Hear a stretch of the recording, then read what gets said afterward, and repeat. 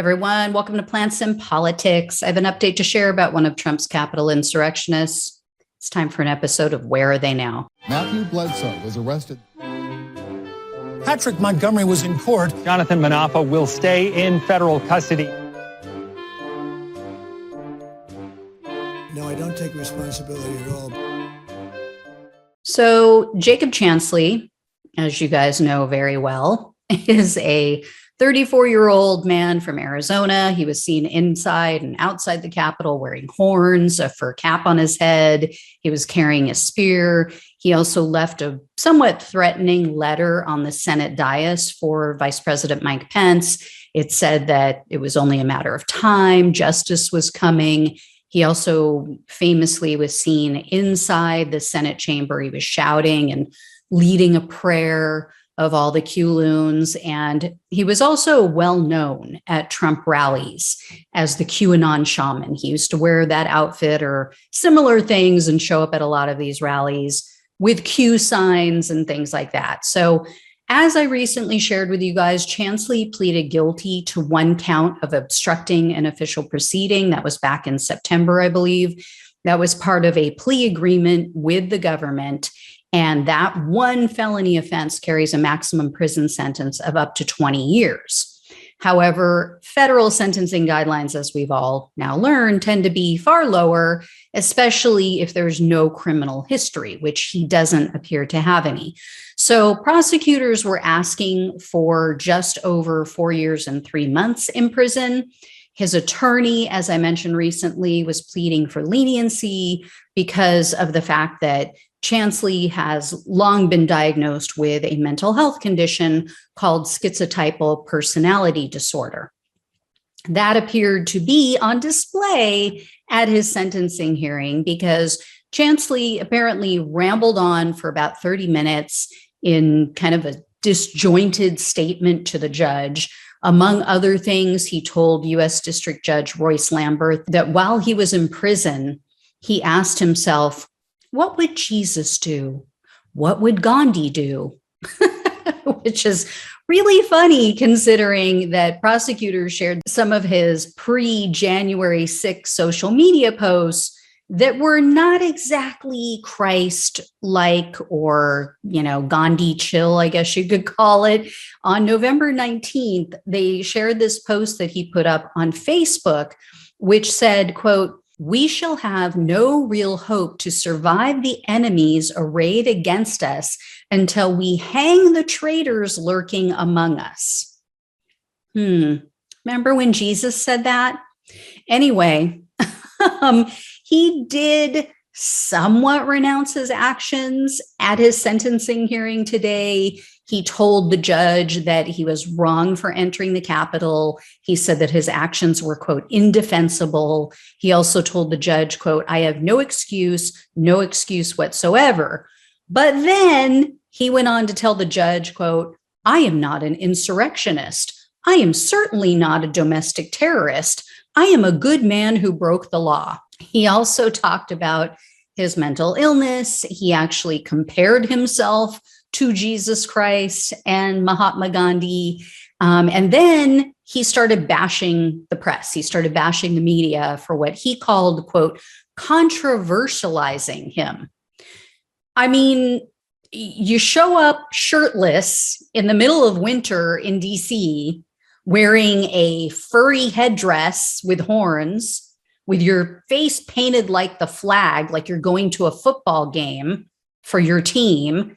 You're carrying a spear and you got a sign that says Q sent me.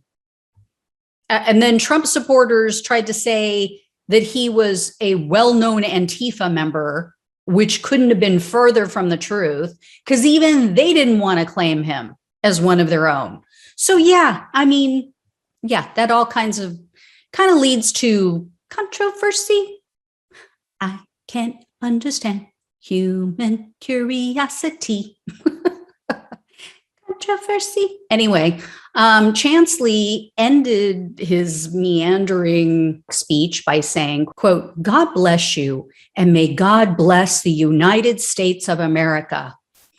I mean, okay. Anyway, Judge Lambert seemed impressed.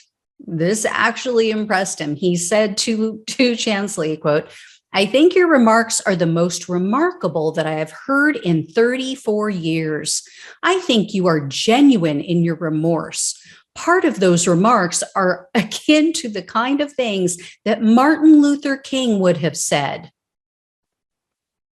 I kind of get the feeling that the judge, this is kind of like when you're talking to a kid, right? And they do something so mundane, they do something so simple like coloring inside the lines, and you're like, "Oh my God, it's a masterpiece. You would put Picasso to shame." I mean, that's kind of how I felt reading that and hearing what he said to him. But I don't know, maybe the judge was being real. But after praising Chansley, Judge Lambert then told him, quote, "What you did here was horrific, as you now concede. And obstructing the government as you did is the type of conduct that is so serious that I cannot justify a downward departure. I do think the minimum end of the guidelines is what you've earned because you've done everything right from the time that you started, and you've certainly done everything good today. Convince the court that you're a new person." So when all was said and done, the judge sentenced him to the lower end of the recommended guidelines, the range, which was 41 months. As I mentioned in my last video about Chansley, I believe this is wrong. I know I've been calling for more harsh sentences for people, but this same judge just sentenced Scott Fairlamb to 41 months, the same exact sentence. Fairlamb physically assaulted a police officer. So this makes no sense to me. Now, Judge Lambert tried to justify it. He said to Chansley, quote, "You didn't slug anybody, but what you did here was actually obstruct the functioning of the whole government." Sorry, but I don't understand. I don't understand how they're both equal, how they both deserve equal punishment. I'm not saying Chansley shouldn't get a 3+ year sentence. What I'm saying and what I believe is that Fairlamb deserved a much longer, much harsher sentence. And if you're not willing to give Fairlamb a greater sentence for violently physically assaulting a police officer, then all other nonviolent crimes should receive a lesser sentence. Otherwise, like I said, it just doesn't make sense. I also believe, as I said previously, that Chansley's mental health should factor into this and that the court should mandate that he receive help for that condition. And then here's something else that really stood out and pissed me off. If this is true, what I'm about to share with you, it is absolutely appalling, and someone needs to be punished for what happened. Chansley's attorney, Albert Watkins, told the judge that while Chansley was serving on active duty in the Navy back in 2006, he said that he was diagnosed with, quote, mental health infirmities. Watkins, though, claims that Chansley was never told that he had any mental health issues. So they diagnosed him and then withheld the diagnosis from him. That needs to be investigated and dealt with immediately. Again, if that's true, that is abhorrent. How many other women and men in the military have mental health issues that are being hidden even from them? And then they send them into war zones.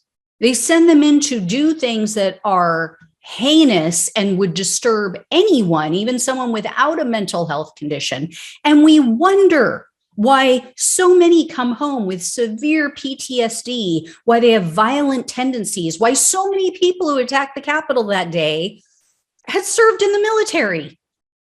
And then they get little to no help from the VA because it's run like an HMO and it's run on a shoestring budget, which is another thing that just sends me over the edge.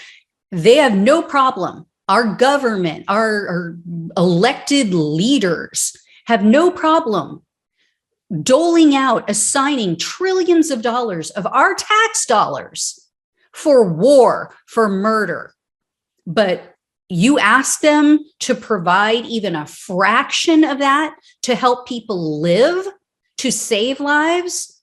And no, how are you going to pay for that? Where's the money going to come from? What about the pay-fors? We're going to have to, it's going to explode the budget. It is sickening. It is sickening, and it needs to change. Our priorities are so screwed up in this country. It's unbelievable.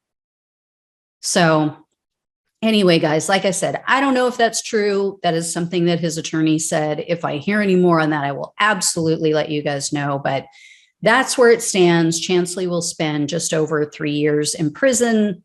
Again, I think it's kind of silly. You also had the other guy, Paul, I forget his name, but there was another guy who was also in the Senate chamber on the Senate dais. He got 8 months. So other than the letter that Chansley wrote, other than yelling and screaming while he was in there and leading that prayer, talking about, taking out their enemies, what did he do that the other guy didn't do? 8 months versus 41 months. It doesn't add up. It doesn't make sense. None of this makes sense. We need true, literal federal guidelines that these judges have to stick with across the board.